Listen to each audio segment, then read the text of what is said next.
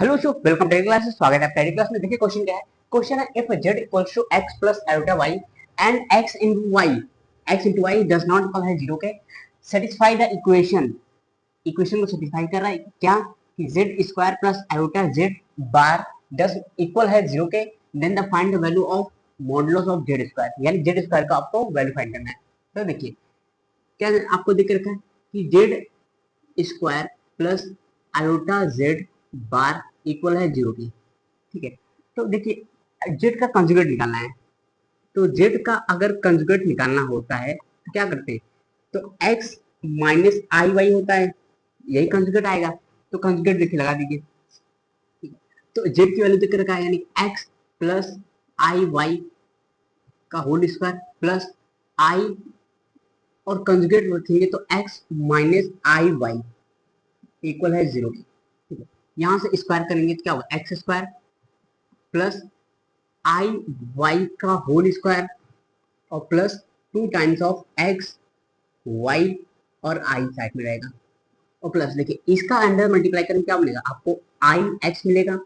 आई और आई मिलकर होंगे आई स्क्वायर यानी minus i square y equal to हो जाएगा जीरो के। ठीक है, यहाँ से हो जाएगा एक्स स्क्वायर प्लस और देखिए आई स्क्वायर आएगा तो आई स्क्वायर क्या होता है, माइनस वन होता है, यानी माइनस वाई स्क्वायर हो जाएगा प्लस यहाँ पे जाएगा टू, पहले आई लिख देते हैं, टू आई एक्स वाई और प्लस ये हो जाएगा आई वाई और यहाँ पे भी आएगा माइनस वाई, यानी हो जाएगा plus one plus y equal to zero. ठीक है, अब देखिए रियल वाले पार्ट को एक साइड कर लीजिए तो x square minus y square और प्लस यहाँ से करेंगे तो ये वाई वाई आ जाएगा तो वाई प्लस आई अगर कॉमन लेते हैं तो क्या हो जाएगा, यानी कि आई अगर कॉमन लेते हैं तो ब्रैकेट में हो जाएगा टू वाई प्लस वन और बाहर एक्स ले लेते हैं इक्वल टू जीरो। जीरो को भी इमेजिनरी और रियल पार्ट में लिखिए। क्या जीरो को ऐसे लिखते हैं, real part plus iota zero, ये इमेजिनरी पार्ट हो गया। ये क्या हो गया, इमेजिनरी पार्ट हो गया, ये हो गया रियल पार्ट। ठीक है, तो देखिए अब क्या कर सकते हैं कि अपने को रियल पार्ट अलग करना पड़ेगा और इमेजिनरी पार्ट अलग करना पड़ेगा। ठीक है, देखिए ये अपना रियल पार्ट हो गया, यानी रियल पार्ट हो गया x square plus minus y square. ठीक है, प्लस वाई और plus iota two x two y plus one equal है जाएगा,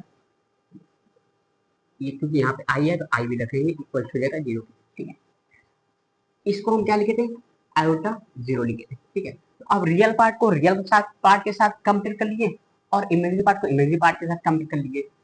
ठीक है, तो देखिए क्या हो जाएगा, यानी जैसे हम लोग रियल पार्ट को कंपेयर करेंगे तो ये वाला यानी कि two x square minus y square plus y equal हो जाएगा किसके, जीरो के। ठीक है, यहाँ से लिखते हैं कि x square minus y square और प्लस वाई इक्वल हो जाएगा जीरो के। ठीक है, और देखिए इमेजिनरी पार्ट ये है यानी कि two y plus one bracket के बाहर एक्स, यहाँ पे एक्स है, एक्स इक्वल टू होगा एक्स के। तो देखिए इमेजिनरी पार्ट इक्वल कर लीजिए, क्या होगा, two y plus one equal हो जाए इंटू एक्स इक्वल हो जाएगा जीरो के। ठीक है, देखिए ये दोनों प्रोडक्ट आपको जीरो नहीं दे सकते क्योंकि ऐसा कंडीशन दिया है कि देखिए कंडीशन क्वेश्चन पढ़ेंगे तो क्वेश्चन दिया है कि x into y does not equal है जीरो के।